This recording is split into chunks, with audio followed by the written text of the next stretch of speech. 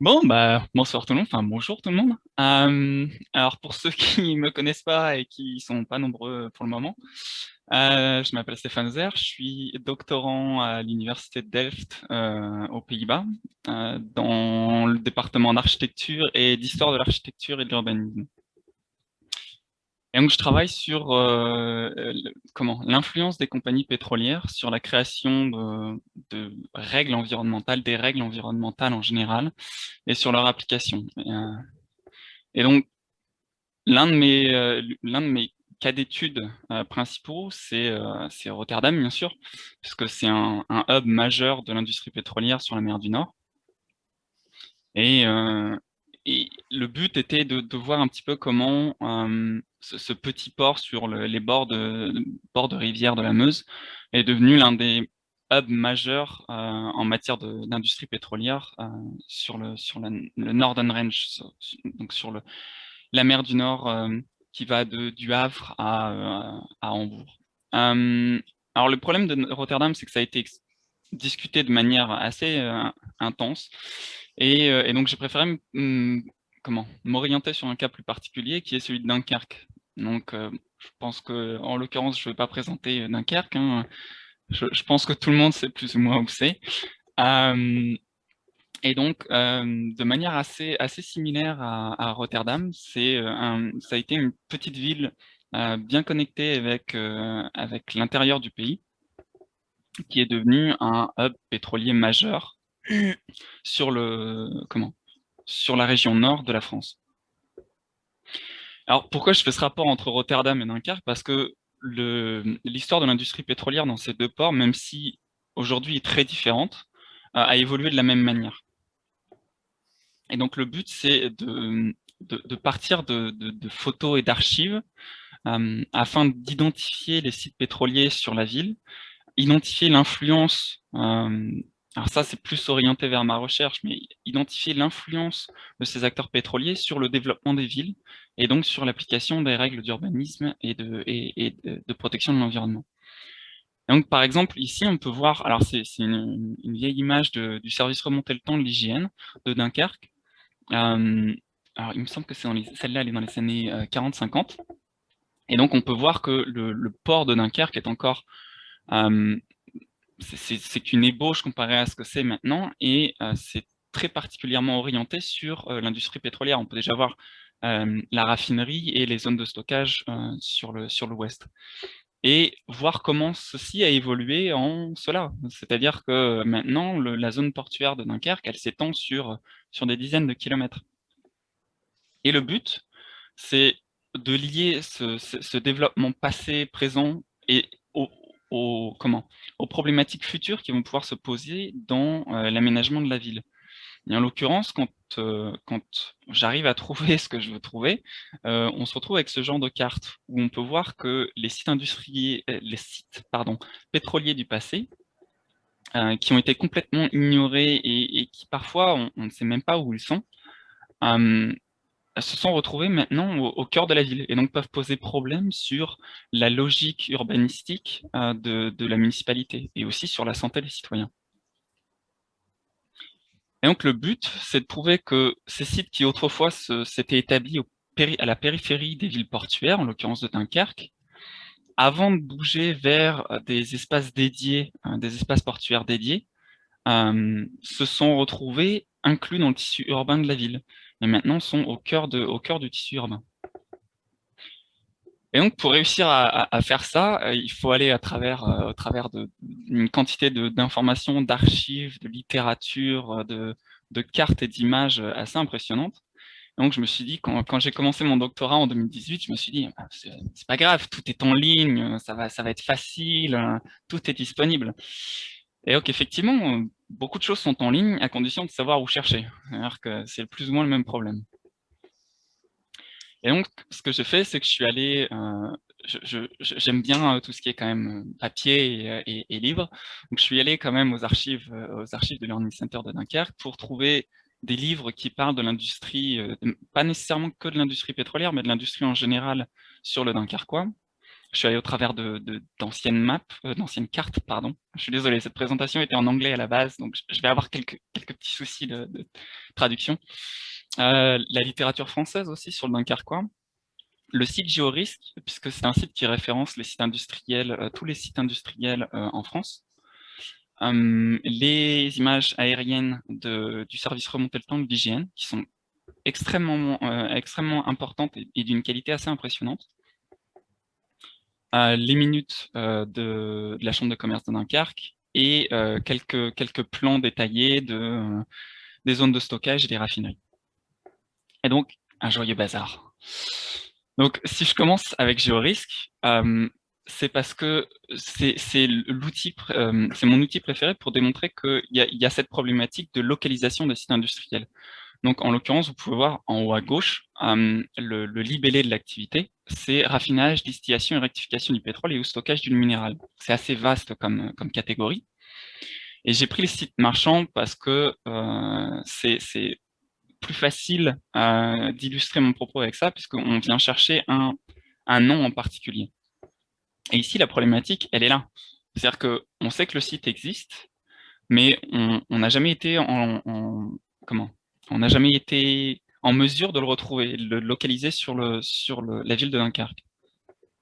Et vous pouvez voir aussi que ça, c'est le deuxième plus gros problème, que dans les études et actions, les documents associés et les synthèses historiques, à la fin de la fiche géorisque, il n'y a rien indiqué. Ce qui veut dire que tous ces sites-là, alors le site marchand en est un, mais il y en a une quinzaine sur la zone Dunkerque, Grande-Sainte, Petite-Sainte et Coudekerque-Branche, où on n'a absolument aucune localisation et on sait également que ces sites n'ont jamais été dépollués. Et là est toute la problématique. Et donc, au travers de la littérature française notamment, je me suis retrouvé avec cet article. Alors, c'est particulièrement intéressant sur l'industrie de l'agglomération dunkerquoise, où je me suis retrouvé avec le nom marchand. Et donc, j'ai pu m'apercevoir que, vous voyez dans le paragraphe du milieu, que j'ai découvert qu'il n'y avait pas un seul site marchand, mais qu'il y en avait eu deux. Donc, c'est-à-dire que sur la fiche géorisque, on sait qu'il y a eu une existence d'un site, mais à vrai dire, il a été détruit pendant la guerre et il a été reconstruit sur un autre site plus loin, sans qu'on le sache, sans que ce soit indiqué sur la fiche. Et via cet article, je peux précisément localiser ce site-là également, puisqu'on vient dire que il était jadis situé à l'angle du canal de Bergue et du canal de Jonction, donc une information assez précise sur Dunkerque, et qu'il a été réédifié avec un accès, alors le long du canal Bourbourg, avec un accès fluvial et un accès ferroviaire. Et donc, tout ce qui me reste à faire, c'est aller sur le site de l'IGN, aller le long du canal de Bourbourg, puisque sur remonter le temps, les photos, les clichés ne remontent qu'à 1920. Et sur la jonction entre le canal de Bergue et le canal de Jonction, on ne peut pas identifier l'industrie, puisque ce sont ces toits typiques des industries du Nord, et on ne peut pas avoir de silo ou quoi que ce soit. Mais lorsqu'elle s'est réédifiée, c'était beaucoup plus facile. Et donc, je suis allé le long du canal de Bourbourg, je suis allé après 1939, et je me suis retrouvé avec ce cliché. C'est-à-dire qu'on a l'accès ferroviaire, on a les silos, et l'accès fluvial, alors c'est dommage, le cliché est coupé à cet endroit-là, mais l'accès fluvial est juste sur la droite du cliché. Donc, il y a peu de doutes. Voilà, on a localisé, enfin, j'ai pu localiser ce site en particulier. Et donc, un autre élément du service remonter le temps, c'est de pouvoir faire la comparaison entre les images du passé. Alors, cette fois-ci, c'est en 1957, donc les silos ont un peu disparu et le site a été réhabilité, et une image beaucoup plus récente. Et on peut voir qu'il y a des logements. C'est-à-dire que des logements sont implantés sur un site qui était autrefois classé en catégorie raffinage et distillation du pétrole. Et là est toute la problématique. C'est-à-dire qu'il n'y a eu aucune dépollution, et pour autant, l'utilisation du sol a complètement changé. Alors, marchand était facile à trouver, mais aussi un peu particulier dans la mesure où, quand on sait lire le français, ce qui n'est pas forcément le cas dans mon université, on peut se rendre compte qu'il s'agissait d'huile arachide et d'huile végétale, donc rien à voir avec le pétrole, en dépit de sa classification dans cette catégorie. mais la méthode est la même, c'est-à-dire que la méthode est transférable à d'autres sites pétroliers. Et la problématique reste la même. C'est-à-dire que sur ce site-là, par exemple, qui est assez connu à Dunkerque, puisque c'est le site pétrolier Tristram, de Jean-Baptiste Tristram, c'est l'une des premières raffineries qui s'est implantée en France, et très tôt dans l'industrie pétrolière. Donc, on dit que l'industrie pétrolière a commencé dans les années 1860. La raffinerie Tristram s'est implantée en 1861. Donc, c'était vraiment très tôt. Et comme beaucoup de sites pétroliers, elle a connu beaucoup d'incidents. Et alors, celui-ci n'est pas lié à Tristram, mais il est lié à une raffinerie qui était à Coudekerque-Branche et qui a assez marqué l'histoire pétrolière à Dunkerque, puisqu'elle a tué 7 personnes, elle a répandu du pétrole brûlant sur plus de 500 mètres, et c'est la raffinerie de Coudekerque-Branche de Clairboilet. Et donc, cette raffinerie a connu ce même genre d'incident. Qui plus est, pendant les Première et Deuxième Guerre mondiale, cette raffinerie elle a été démolie. Donc, ça veut dire que le pétrole qui était stocké s'est répandu sur une surface assez importante, notamment via l'aide du canal qui était juste à côté. Et donc aujourd'hui, ce site-là n'a jamais été dépollué. Et on se retrouve avec ce genre d'utilisation du sol.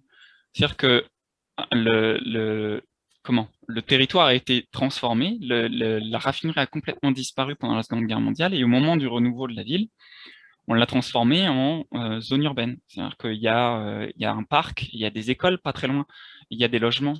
Donc, il y a une incompatibilité qui est assez nette entre l'utilisation du sol avant et l'utilisation du sol après, et l'état du sol qui est resté le même. Et donc, tout ce mécanisme est, à mon sens, lié à l'influence des industries pétrolières sur l'application de règles environnementales. C'est-à-dire que des règles de protection, de sécurité et de pollution, il en existe depuis 1810. Mais les industriels plutôt, ont tout fait pour, comment j'ai les mots en anglais, j'en suis désolé. Mince pour retarder au maximum l'application de ces règles et les influencer de manière à ce qu'elles soient un peu moins restrictives. Et donc, j'adore ce pendule de Newton avec les boules, puisque je pars du principe que la première, c'est l'industrie pétrolière et l'incident qui arrive, qui va taper l'environnement, qui va taper les citoyens, qui va taper toutes les institutions, et puis la dernière, au final, qui est l'institution qui a le pouvoir d'agir, qui va se mettre en mouvement et qui va revenir taper tout le monde jusqu'au prochain incident, et ainsi de suite. Et c'est un peu ce qui s'est passé, à mon sens, dans l'application et la création de règles environnementales. Pour moi, l'autorité publique et les autorités qui ont le pouvoir de décider ce genre de règles, notamment au niveau national, ne prennent pas assez en compte les règles d'anticipation. C'est-à-dire que il y a un incident, on édite une règle, et il y a un autre incident qui arrive pour venir prouver l'inefficacité ou certains manquements des règles précédentes. Et ça, on le retrouve à de nombreuses reprises, pas nécessairement qu'à la fin du 19e siècle, mais également aujourd'hui. Et donc, l'enjeu principal, c'est de réussir à faire en sorte que ces stratégies réactives deviennent anticipatives. Et je parlais d'exemples plus récents et qui concernent directement Dunkerque. Donc là, ici, vous avez la directive Seveso en 1982. Et à Dunkerque, je sais qu'il y a plus d'une quinzaine de sites Seveso. Et cette directive, je ne suis pas sûr que beaucoup de personnes le sachent, mais elle est directement issue d'un incident chimique qui avait eu lieu dans la ville de Seveso en Italie en 1976. Et donc, encore une fois, c'était un exemple de réaction. Et les directives Seveso, il y en a eu 3, enfin, il y en a eu 3, entre autres 3 majeures, qui ont été aussi des réactions à certains incidents. Et le pire, c'est que si on analyse ce genre de directives européennes, on s'aperçoit que dans l'histoire, ce genre de mesures de distanciation entre des sites industriels et des zones urbaines existait, mais bien avant. Il y a une directive, alors c'est un décret impérial en France qui a été dicté en 1810 et qui préconisait les mêmes mesures, c'est-à-dire des distanciations en fonction de la dangerosité des industries et qui n'a jamais été appliquée. Alors, certaines choses ont pu changer, c'est-à-dire qu'en 1986, avec l'acte unique européen, on peut se dire, voilà, l'environnement devient enfin comment, un enjeu majeur dans les politiques européennes, et on se rend compte enfin que traiter de ces questions-là sur l'échelle du continent plutôt que sur l'échelle individuelle d'un État, ça fait plus de sens, parce que si l'État A se met à protéger son environnement et par exemple la qualité de l'air, alors que l'État B ne change absolument rien, on se retrouve avec comment, les fumées et les pollutions qu'on a pu comment, rapporter dans les années 60, 70 et 80 via l'industrie belge, par exemple. Et donc ça, c'était un grand pas en avant. Le problème, encore une fois, c'est l'influence des industries sur ce genre de texte, puisque dans ce, dans ce genre de texte, dans une section que peu de gens vont voir, tout à la fin des traités, on se retrouve avec ce genre d'article, ce genre de déclaration qui vient de dire que l'action de la communauté dans le domaine de l'environnement ne doit pas interférer avec la politique nationale d'exploitation des ressources énergétiques. Donc là, clairement, il y a une influence, il y a un lobby des industries énergétiques qui vient de dire, d'accord, l'environnement, c'est très bien, enfin, il faut quand même protéger mon activité et le bénéfice économique que vous pouvez en retirer. Alors, vous pouvez dire tout ça, d'accord, c'est dans les années 80, les choses ont changé. Alors oui, les choses ont changé, mais pas forcément en bien. C'est-à-dire que ici, vous avez Deepwater Horizon, c'est une plateforme pétrolière qui a explosé dans le golfe du Mexique, pas très loin des États-Unis, et qui est probablement l'une des pires catastrophes pétrolières de l'histoire, qui a pollué des centaines de kilomètres de côte. Et en 2012, on se retrouve avec cette directive sur la maîtrise des dangers liés aux accidents majeurs impliquant des substances dangereuses. Donc, je pense qu'on est globalement d'accord pour dire que le pétrole est une matière dangereuse, une substance dangereuse, et que donc, elle devrait être nommée au sein de cette directive. Surtout 2 ans après cette catastrophe pétrolière. Et pourtant, dans l'article 2, on vient voir que cette directive ne s'applique pas à certains domaines.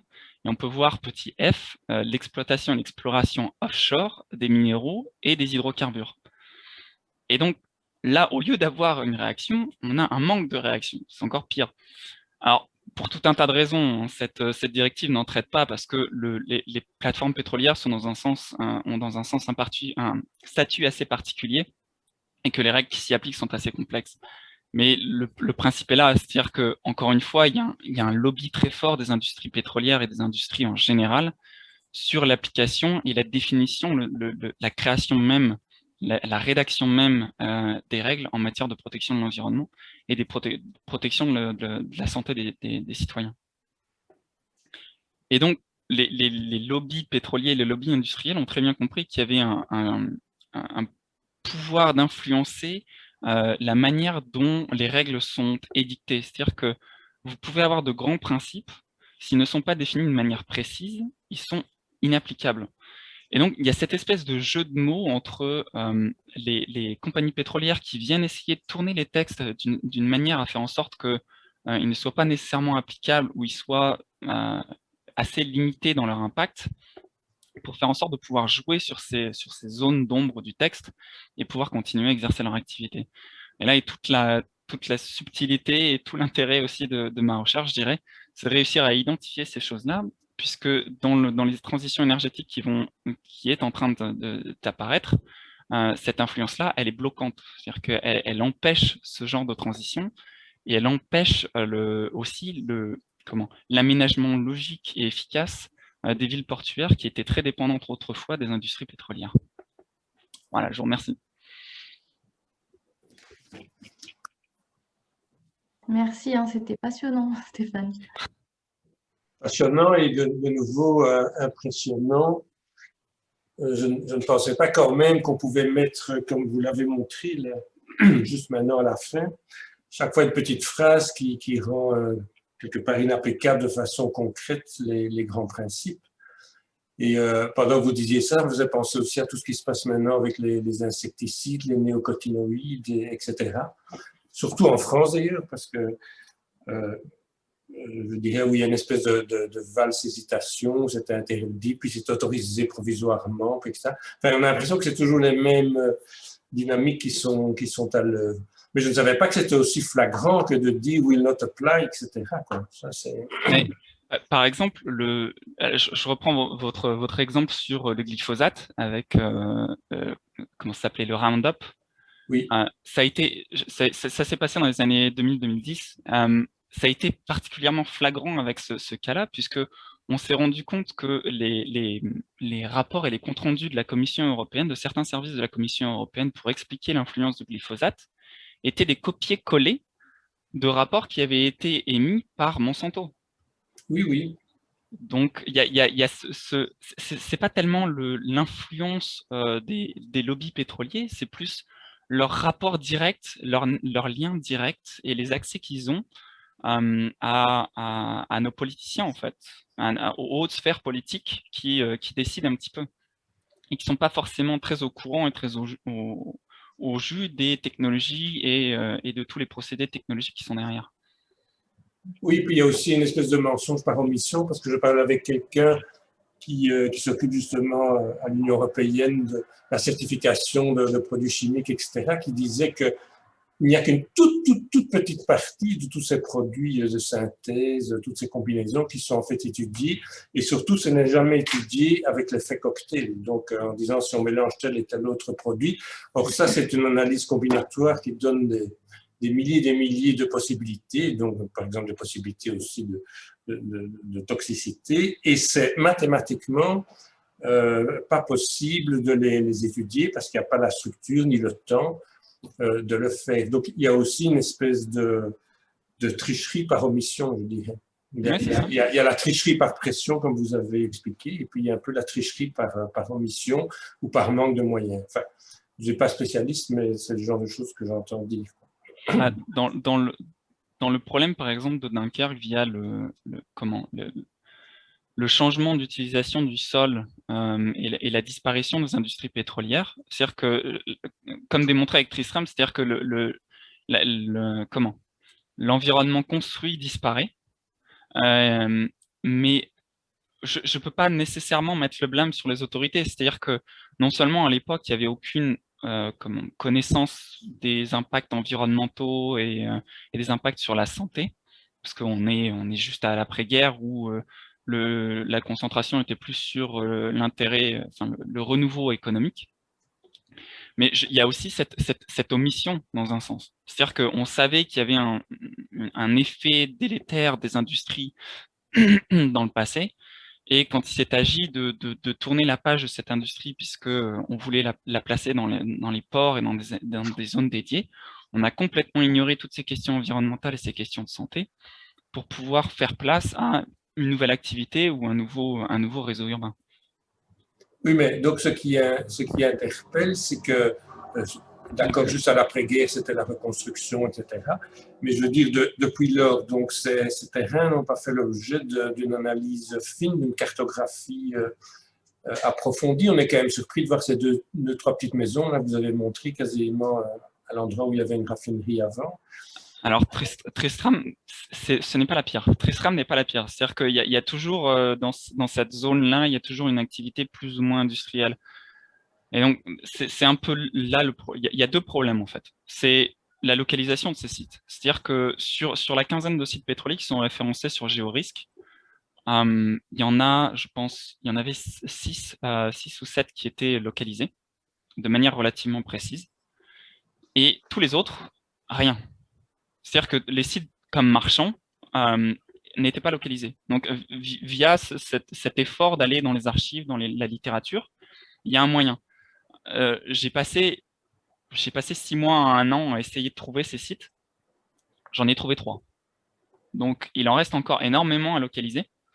Et ça, c'est la première problématique, puisque si on ne sait pas où ils sont, ça veut dire qu'il faut faire des carottages régulièrement quelque part dans la ville pour se rendre compte que là, il y a peut-être eu une industrie parce que les taux de, je sais pas, de plomb ou les taux de métaux lourds sont en train d'exploser les plafonds.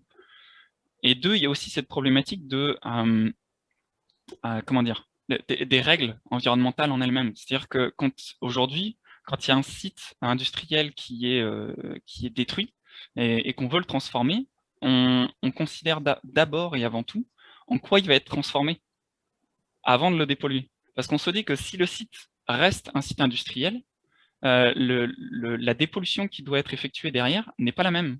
C'est-à-dire que si c'est un site urbain, il faut le dépolluer, mais vraiment intensivement. Mais s'il y a une autre industrie qui va venir s'implanter dessus, c'est pas trop grave, on peut garder la pollution. C'est en substance ce que nous disent les règles. Et donc, il y a ce problème de la pollution qui non seulement persiste, mais sur laquelle on ajoute une autre couche de pollution. Et donc, quand il s'agit de pollution qui se retrouve dans les sols, avec tous les réseaux de nappes phréatiques, spécifiquement à Dunkerque, où il y a des nappes et des zones inondables assez importantes dans les zones industrielles, dans ces zones industrielles-là, ça pose à mon sens, ça pose un problème énorme. C'est ça, mais ce qui est curieux, par exemple, ici à Bruxelles, dans l'administration, je suis tout à fait d'accord, c'est impossible de maîtriser toute la pollution existante, mais par contre, il y a des cartes d'office qui sont sur l'historique. Par exemple, on va mettre sur des cartes en fonction des différentes époques les emplacements de différentes usines ou activités industrielles ou coqueries ou dépôts de chemin de fer, enfin tout ce qui est susceptible d'avoir eu de la pollution. Alors on ne sait pas s'il y a ou il n'y a pas, il y a parfois des bâtiments au-dessus, mais il y a des espèces de cartes historiques qui disent potentiellement à tel et à tel endroit, il y a sans doute quelque chose. Et alors, dès qu'on arrive à des nouveaux projets, alors bien entendu, il y a une étude systématique. Mais donc, vous avez de dire qu'il n'y a pas des cartes comme ça historiques, parce que quand vous dites les huileries Le Sieux ou Le Sieux, j'imagine que quand même il y a des cartes d'avant-guerre où on voit bien où elles sont. Donc on pourrait mettre sur une carte, attention, c'est une zone où il y avait une activité industrielle jadis. Donc c'est une zone à risque, on va dire. Oui, alors, l'inconvénient, c'est qu'on prend des exemples assez tranchants. C'est-à-dire que Tristram ou Le Sieur, ce sont des exemples très connus à Dunkerque. Mais il y a tout un tas de petits sites qui se sont implantés entre deux et qui ont été complètement oubliés. C'est-à-dire que le problème, en plus de ces petits sites-là, c'est qu'en général, leur durée de vie est très courte, c'est-à-dire moins de 10 ans ou moins de 20 ans. Ce qui, sur l'échelle temporelle d'une ville, est insignifiant. Et donc, tous ces sites-là ont complètement été oubliés. Et les deux guerres mondiales n'ont pas forcément aidé à la conservation impeccable des archives. Et beaucoup d'éléments ont en fait totalement disparu. Sans parler du changement de l'espace urbain avec les rues qui ont changé, donc la localisation de ces sites qui devient assez compliquée, puisque ne serait-ce que sur les sites que j'ai pu rechercher, j'ai dû aller dans les vieilles cartes, puisque les noms des rues dans les arrêtés préfectoraux d'autorisation étaient les noms de rues, les anciens noms de rues. C'est-à-dire qu'il faut aller sur les archives des cartes en espérant que les noms de rues soient affichés sur toutes les cartes, ce qui n'est pas forcément le cas. D'accord, merci. Delphine, rejoindre. On nous entend? Oui. Bonjour Delphine. Non? Ah oui, alors. Bonjour, je ne sais pas si vous m'entendez. Parfaitement. Oui. Très bien. Bon. Très bien. Et alors, je voulais poser une dernière question, après ça, je me tais, sinon on va dire que c'est le grand bavard. Donc, puisqu'il était mis de Dunkerque à Rotterdam, donc, vous allez aussi parler de Rotterdam maintenant? Ou bien vous allez expliquer la différence d'approche entre les deux pays? Alors, mon objectif était effectivement de... Alors, je peux prouver la transférabilité de l'histoire pétrolière à travers ces différents exemples. Et à la base, j'étais censé mettre en parallèle Rotterdam, Anvers et Dunkerque, qui sont 3 ports pétroliers assez importants pour leur pays, et sur une zone côtière qui fait moins de 300 km. Je me suis un peu heurté aux Hollandais et aux Flamands dans les archives, qui sont assez difficiles à traduire. Et donc, sur tout ce qui est règles récentes disponibles en ligne, j'ai pu réussir à faire une comparaison légale, mais légale purement. Je ne me suis pas attelé à la comparaison spatiale dans ces choses-là, puisque ça a déjà été fait à de multiples reprises dans la littérature. Oui.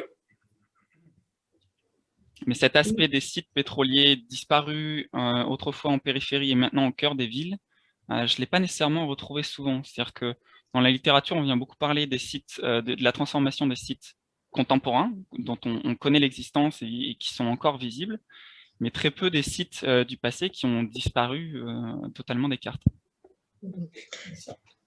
Alors, moi, j'aurais bien. Donc, il y a une dimension, la archéologie du site industriel dans ta recherche, quoi, qui est très importante.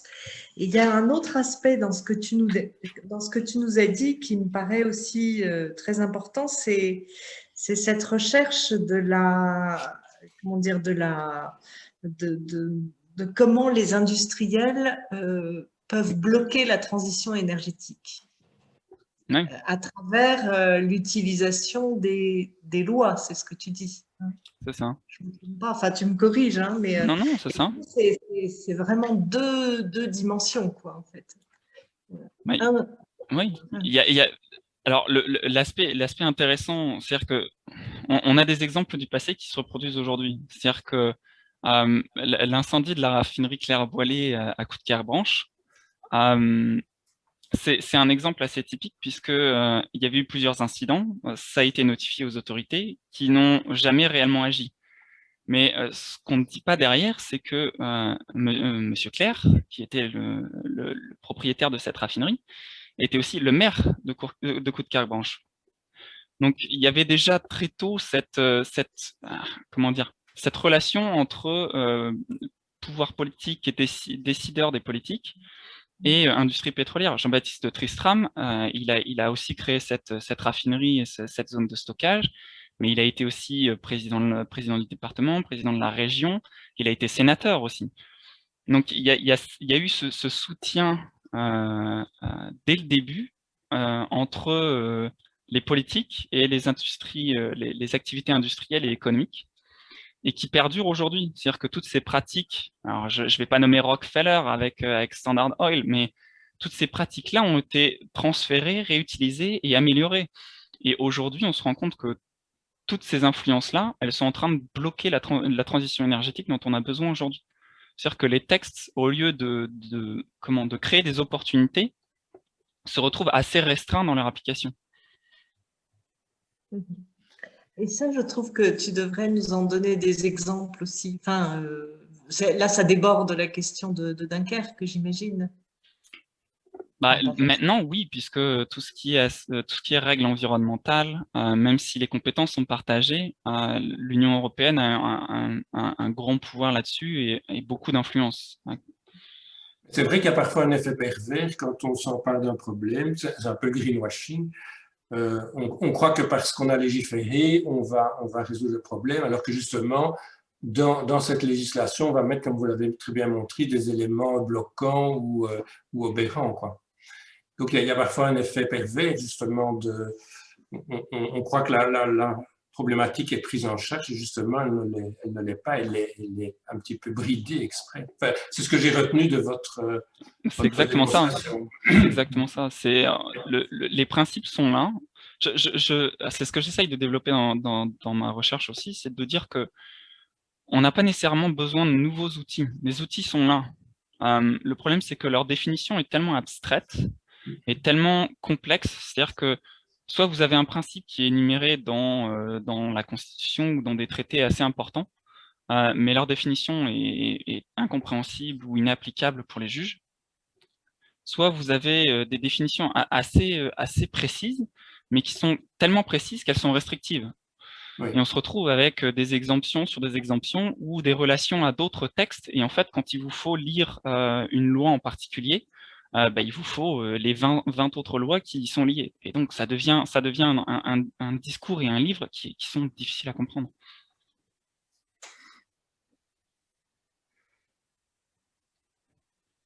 Et donc, est-ce que, si je continue dans ta recherche, est-ce qu'une conclusion serait de dire il faut réécrire tout?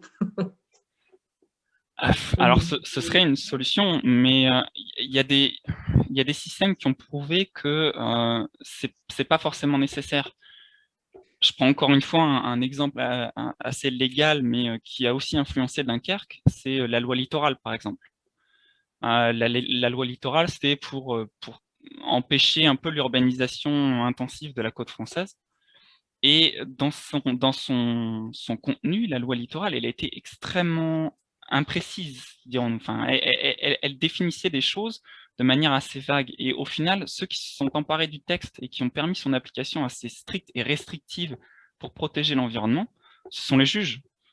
C'est-à-dire que sous influence et avec l'aide des habitants qui sont venus apporter ce genre de problématiques devant les cours, ce sont les juges qui sont venus intervenir et interpréter restrictivement ces règles-là. Donc, on n'a pas nécessairement besoin de réécrire les règles en elles-mêmes. On a juste besoin de faire en sorte plutôt de donner cette liberté aux juges d'interpréter de manière restrictive ces choses-là pour pouvoir avoir des textes qui veulent dire quelque chose, pour avoir des principes qui veulent dire quelque chose. Il y a un principe très récent qui est parfaitement illustratif, c'est le principe de non-régression. C'est-à-dire que qui a même été intégré dans la Constitution. C'est-à-dire que les règles environnementales en France ne sont pas supposées revenir en arrière. C'est-à-dire que les protections ne peuvent pas être inférieures à ce qu'elles sont aujourd'hui. Le problème, c'est qu'avec la crise du Covid, par exemple, on se retrouve avec des circulaires et des directives qui viennent contourner ce genre de principe, puisque tout ce qui est, alors comment on appelle ça, enquête publique et participation du public ont notamment été bridés par juste un effet de loi, c'est-à-dire que au lieu de faire en sorte que ces extensions, par exemple, d'industrie soient classifiées en ICPE, en installation classée pour la protection de l'environnement, on les déclassifie. Et donc, il n'y a plus cette problématique d'enquête publique et de participation du public qui interviennent de la même manière. Et ça intervient quand, ces déclassifications? Alors, il y a eu des arrêtés assez récents là, qui ont été pris, alors il me semble que c'est à la fin des années 2020, à la fin de 2020. J'ai vu passer des arrêtés comme ça qui entre guillemets, déclassifient, enfin, il y a plusieurs classes dans les ICPE et donc qui en fait les faisaient passer dans une classe ou dans une catégorie où il y avait moins besoin de ce genre de contrôle.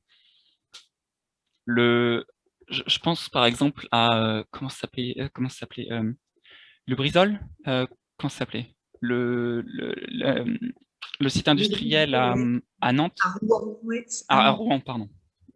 C'est du Brisol, oui. Le Brisol. On s'est aperçu que c'était notamment lié à ce genre de choses. Et après ça, il y a eu d'autres arrêtés qui sont intervenus. Ça, mais alors vous avez dit il y a quelques minutes qu'il fallait donner plus de pouvoir aux juges, mais là on a quand même alors un problème de compétences scientifiques.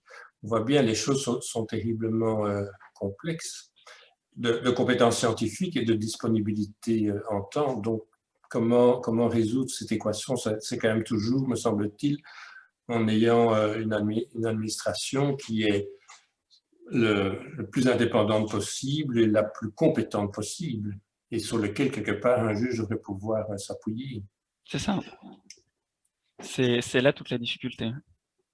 L'indépendance des autorités et leur indépendance vis-à-vis des rotations aussi politiques. C'est-à-dire que quand un gouvernement change, ça peut aussi avoir des influences sur les politiques environnementales et sur les institutions environnementales. Je pense que ça, effectivement, c'est un gros problème.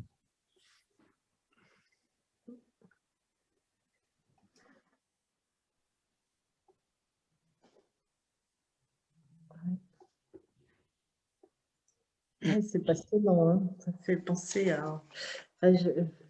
ça m'évoque aussi le fait qu'il y a aujourd'hui une espèce de… Enfin, pas une espèce, une nouvelle science sur comment la science peut fabriquer de la contre-vérité, quoi, ou des fake news. Et justement, avec beaucoup d'exemples qui viennent des industriels, en fait. Le plus connu étant l'affaire des cigarettiers, alors que la nicotine était connue pour sa dangerosité dès les années 50. Ils ont réussi, avec des recherches scientifiques, à prouver le contraire, même pas à prouver le contraire, à semer le doute, en fait, simplement à semer le doute. C'est ce qui s'est passé avec l'industrie pétrolière, notamment. C'est-à-dire que tout ce qui est changement climatique, on commence à en entendre parler dans les années… Enfin, la protection de l'environnement, on commence à en entendre parler internationalement dans les années 1970. Et les gaz à effet de serre et le réchauffement climatique interviennent dans le débat public, pareil, à la fin des années 80, début des années 90. Mais les industries pétrolières, elles savaient avant. C'est-à-dire on a réussi certains journalistes ont réussi à retrouver et à exhumer des rapports des industriels.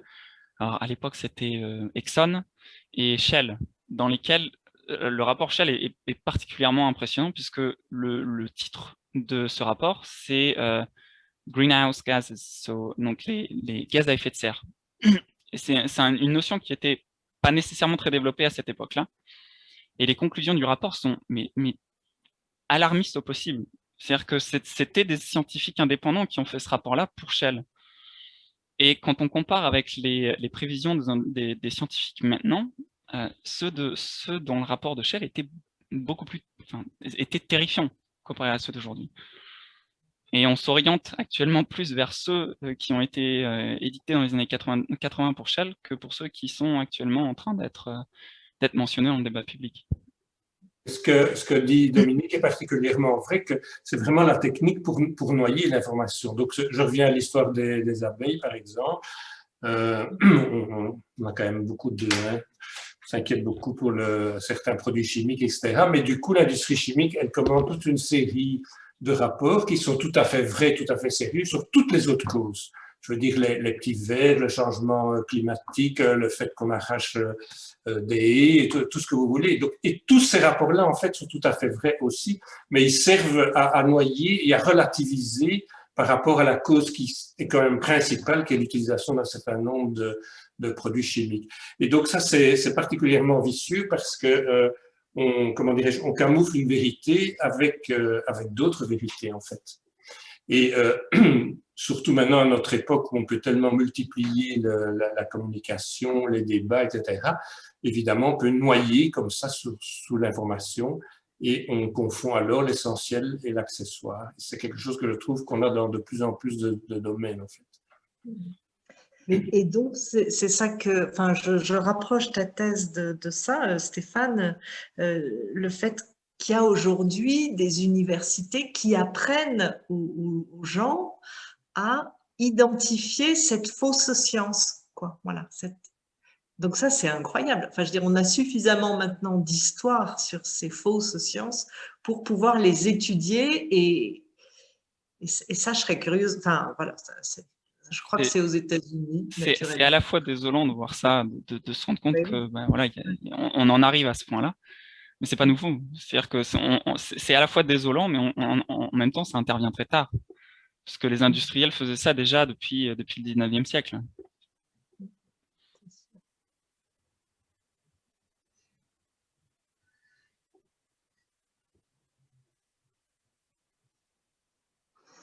Bon, alors une petite note d'espoir, s'il vous plaît. Y a-t-il des... Il y en a, oui. Bah, il y a beaucoup d'initiatives, par exemple, je pense au réseau portuaire, au mémorandum portuaire, à la IVP, au réseau RETE. Il y a énormément d'activités. Alors évidemment, je parle ville portuaire puisque c'est mon domaine. Je ne suis pas forcément au jus de ce qui se passe sur le côté, mais il y a des initiatives qui se font. Et il y a aussi un débat public qui s'est ouvert et qui commence à prendre de l'ampleur. Donc le problème, je pense, c'est qu'il faut aussi que les autorités locales se rendent compte que ça part d'eux, en fait. C'est-à-dire qu'il ne faut pas nécessairement attendre. Et je pense qu'on s'en est rendu compte notamment avec Trump aux États-Unis, c'est-à-dire que quand il s'est dégagé des accords climatiques, ce sont les villes qui ont pris le relais, ce sont les régions qui ont pris le relais. Et je pense que ça peut être une des solutions ici, c'est-à-dire de lancer des innovations sans attendre nécessairement les coups de pouce du gouvernement ou de l'Europe. Je profite là que Delphine nous ait rejoint pour lui poser un peu la question. Sur le banc vert, hein, Stéphane là, nous a montré qu'à l'emplacement de la construction du quartier du banc vert, il y avait une raffinerie, c'est ça, Stéphane? Alors, je suis pas familier avec le banc vert, j'ignore où c'est. C'était sur tes plans, hein, c'est là où il y a l'école qui est construite. D'accord, la rue de Cahors, c'est ça? Oui. Et donc, est-ce que ça, c'est des choses qui vous évoquent quelque chose, Delphine? Cette pollution était connue? Alors sur le banc vert, sincèrement, il faudrait que je me plonge dans le sujet, hein, mais logiquement, s'il y a eu une exploitation industrielle sur ces sites-là, de toute façon, ça doit faire partie des bases de données Basias Basol, qui recense en fait les anciennes installations industrielles et du coup qui alerte sur une potentielle pollution des sols. Donc ça, de toute façon, nous, ces bases de données aujourd'hui, elles sont accessibles, hein, et auquel cas, si il s'avère que le site est concerné par une ancienne pollution industrielle, il y a nécessairement des études qui sont réalisées pour pouvoir caractériser les sources de pollution et puis également les traiter en fonction du futur usage qui sera projeté sur les terrains. Aujourd'hui, c'est une préoccupation majeure, hein, dans les collectivités qui ont un lourd passé industriel, c'est justement d'approfondir la connaissance sur les anciennes exploitations qui ont pu avoir un impact sur la qualité des sols sur le territoire, d'avoir le maximum d'informations pour pouvoir faire en sorte que, avant même toute opération d'aménagement, on ait une connaissance relativement fine en fait de l'activité, des sources de pollution potentielles et des mesures à mettre en œuvre pour remettre les sols en état en fonction de l'usage futur. Alors après, nous, ce qu'on expérimente là, et c'est assez récent, en fait, c'est des possibilités en fait de dépollution des sols, donc avec les plantes. Mais ça nécessite, du coup, si on veut véritablement mettre en œuvre une stratégie de dépollution par la phytoremédiation, d'avoir en fait une vision assez claire des terrains, des sources de pollution, parce qu'en fait, tout ne peut pas être dépollué à partir de ces techniques-là. Mais là, j'ai une bonne nouvelle, du coup, puisque on était dans la série des bonnes nouvelles. On a un premier terrain d'expérimentation, on va mettre ça en place sur le territoire, et donc on espère que par la suite, ça permettra de dépolluer, mais de manière on va dire programmée et sur différents terrains, de cette manière, des terrains qui avaient des sources de pollution potentielles en vue de les réaffecter à un usage futur. Aujourd'hui, on est sur une recherche d'économie de foncier, donc de toute façon, nécessairement, il faudra qu'on s'intéresse à ces terrains-là et à faire en sorte que leur remise en état, elle soit anticipée et qu'elle soit la moins coûteuse pour la collectivité. De toute façon, je suis désolée, j'arrive un peu tard, j'ai pas eu toute la présentation, mais nécessairement, oui, on va devoir s'attaquer au sujet et le prendre à bras le corps, parce que si on veut atteindre les objectifs du projet de loi climat sur le zéro artificialisation nette, on va devoir aussi avoir des stratégies d'intervention foncière beaucoup plus ciblées et beaucoup plus planifiées dans le temps long, quoi, pour pouvoir continuer à produire et à transformer la ville, produire du logement, du commerce, etc. Enfin bref. C'est là que, Stéphane, tu peux réintervenir. Là, tu nous montres bien. En fait, il y a beaucoup de sites que Stéphane n'a pas retrouvés, qui ne sont pas retrouvés par Basias Basol. Donc, il y a un côté archéologie véritablement qui est nécessaire. Hein. C'est ça, Stéphane? C'est ça. Ce que j'expliquais, c'est que, en fait, sur le site Géorisque, dans la communauté urbaine de Dunkerque, il y a beaucoup de sites qui ont été répertoriés, mais il y a très peu de sites qui ont été retrouvés. C'est-à-dire qu'on se retrouve avec ce genre de fiches où, au moment de la visite du site, il y a aucune adresse ou aucune localisation qui apparaît. Donc, effectivement, les sites sont référencés, mais les autorisations d'installation ne précisent pas forcément à l'époque où c'était, et il devient impossible de les localiser en l'occurrence.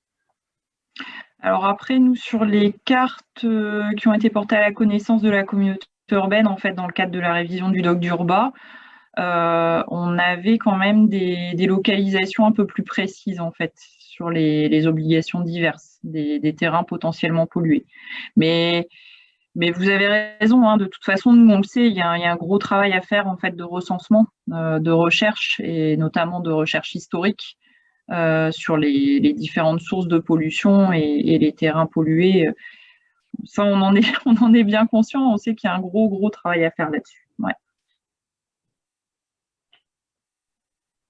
C'était pas une critique en aucun sens, c'est le sujet de Non, ma non, thèse. mais Donc, je réagis en disant que je partage, hein. Je partage le constat et que la collectivité.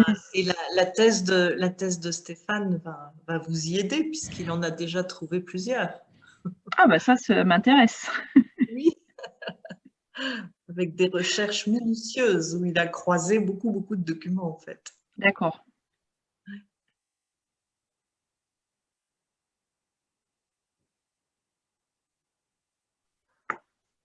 Alors Ignacio, vous avez le même problème en Espagne? Mais il faut ton micro, Ignacio. Nous n'avons pas beaucoup de pétrole en Espagne, c'est le problème. La dépendance de l'énergie, c'est très important. Nous n'avons pas de nucléaire, nous n'avons pas de pétrole. Et la dépendance de l'énergie est très importante. Maintenant, nous avons des l'énergie en alternative, c'est le futur pour l'Espagne. Mais pendant le passé de l'histoire d'Espagne, il y a été une histoire de dépendance de l'énergie de l'extérieur parce que nous n'avons pas de pétrole. Ignacio, toutes les raffineries de Barcelone qui ont été transformées en plage, c'était quoi? Oui, c'est transformé, mais il n'était pas très important dans l'histoire de Barcelone et dans l'histoire de l'économie de Barcelone. La pétrochimique, c'est ça on dit en français, pétrochimique, il n'était pas très important, il pas l'influence. En fait, je ne savais pas l'influence qu'il avait la pétrochimique à Dunkerque. C'est la première fois que j'ai la connaissance de cette importance de la ville. Non? Mais il n'y a pas d'exemple en Espagne parce que c'est très différent. Non? Peut-être le nord de l'Espagne aussi, à Bilbao, il y avait quelques Pays Basque. Il était très petit. Non? Il n'y a pas d'éléments de relation entre la ville et l'industrie des pétrochimiques. l'industrie pétrolière s'est surtout développée dans des grands ports. C'est-à-dire qu'en France, ça a été Dunkerque, Le Havre et Marseille. Mais après, ça a été quelques petites raffineries à l'intérieur, mais c'était plus localisé dans des clusters qu'autre chose. Une question, Stéphane, je le trouvais très intéressant la présentation parce que je ne savais rien et j'ai appris beaucoup de choses de cette question. Mais je ne sais pas si j'ai bien compris pour la relation des habitants avec l'industrie et l'histoire de l'industrie à Dunkerque. Il est positif, les habitants ils sont intéressés dans l'histoire et la relation est positive, la perception des citoyens est positive aussi négative avec l'histoire et la relation et l'influence dans la ville. Et je ne sais pas si j'ai bien compris cette question. Alors, cette question-là, je ne l'ai pas nécessairement abordée dans cette présentation-là, mais j'ai pu effectivement, durant toute la durée de ma recherche, voir passer des articles et notamment en écrire un avec Carola, où cette influence pétrolière, elle n'était pas nécessairement focalisée uniquement que sur tout ce qui était politique, droit et compagnie, mais aussi sur influencer la perception des citoyens, leur perception de l'industrie pétrolière. Et donc, dans les années de 50 jusqu'à 80-90, notamment à Dunkerque avec la Cité des ingénieurs, c'était vu comme le progrès, c'était vu comme une source économique profitable pour les citoyens, et pas comme un danger potentiel ou une source de pollution nécessairement. Merci. C'est clair.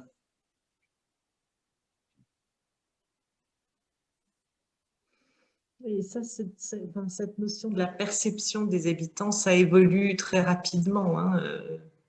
Moi, ça me rappelle des travaux que j'avais pu faire à Rouen, où là aussi, on a dans une agglomération avec beaucoup d'industries très concentrées en fait sur l'agglomération. Et d'une année à l'autre, la prise de conscience de l'odeur de la pétrochimie a influencé le prix des propriétés, très curieusement. Mais ça a changé en très peu de temps, en fait. C'est la prise de conscience environnementale qui fait que d'un coup, bah, on prend conscience, alors qu'auparavant, ce n'était pas le cas. Et des fois, elle prend des proportions ou des images assez surprenantes, puisque vis-à-vis de la Cité des ingénieurs, j'ai pu voir passer des entretiens avec des anciens habitants de la Cité des ingénieurs dans un article de La Voix du Nord, où les gens venaient dire qu'il faisait bon vivre. C'était vraiment, en dépit de sa localisation juste à côté de la raffinerie de Dunkerque, c'était un endroit, d'après eux, très bon, très bien. C'est-à-dire, il faisait bon vivre dans la raffinerie. Et ce qui les a poussés à partir, c'est pas nécessairement les impacts environnementaux ou le fait d'être près d'une industrie à risque.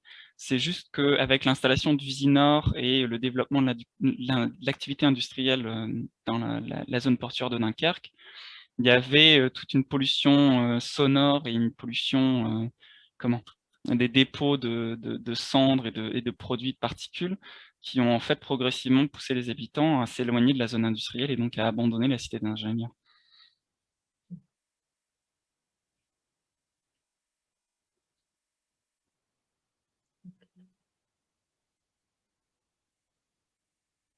Qui a malheureusement été rasée il n'y a pas très longtemps, je pense, si je dis pas de bêtises. Oui, je pense Avec... ça fait pas longtemps, oui.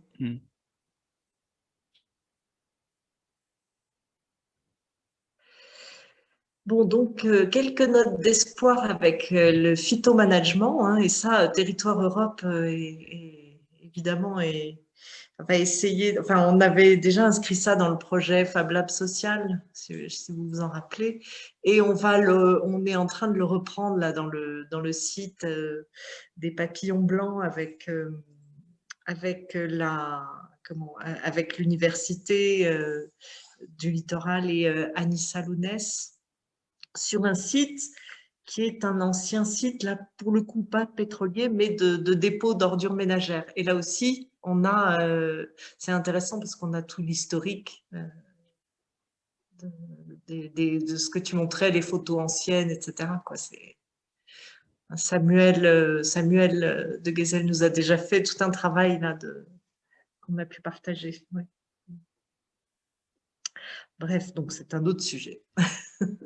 Alors, sur le pétrole et son héritage, donc l'héritage du pétrole, c'est effectivement, il y a un gros travail, mais il y a vraiment ces deux aspects, archéologie d'un côté et lecture du lien avec le pouvoir, quoi, comme tu disais tout à l'heure, et de la réglementation. Et leur influence sur le développement de la ville au final. Oui, bien sûr, bien sûr. Et là, tu aurais des exemples sur Dunkerque là-dessus, par Sur le rapport à développement de la ville? Oui. Alors, je crois savoir que la cité Bayard, alors je suis pas sûr de pouvoir la localiser particulièrement bien, mais il me semble que à l'époque d'après-guerre, la cité Bayard, c'était des employés de la raffinerie qui construisaient leur maison par eux-mêmes. Ils appelaient ça le mouvement, c'était un mouvement de castor, ils appelaient ça, alors je ne me demandais pas pourquoi. Et en fait, la compagnie pétrolière est intervenue en matière de financement, c'est-à-dire qu'elle n'a pas forcément construit la cité, mais elle a aidé les habitants à trouver des fonds pour construire leur logement. Il me semble, je pense que c'est ce que j'ai pu lire à de nombreuses reprises dans certains articles des industries dunkerquoises.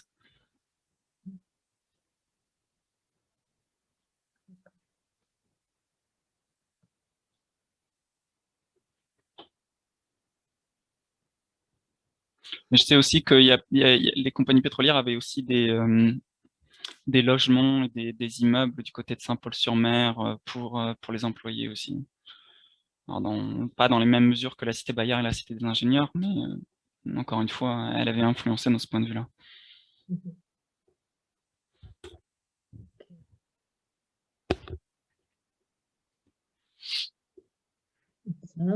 Y a-t-il d'autres questions? Non, Réjeanne. Bruno, c'est fini. Tu as tout. Ah, j'ai beaucoup bavardé, hein, donc c'est bien comme ça. Ok.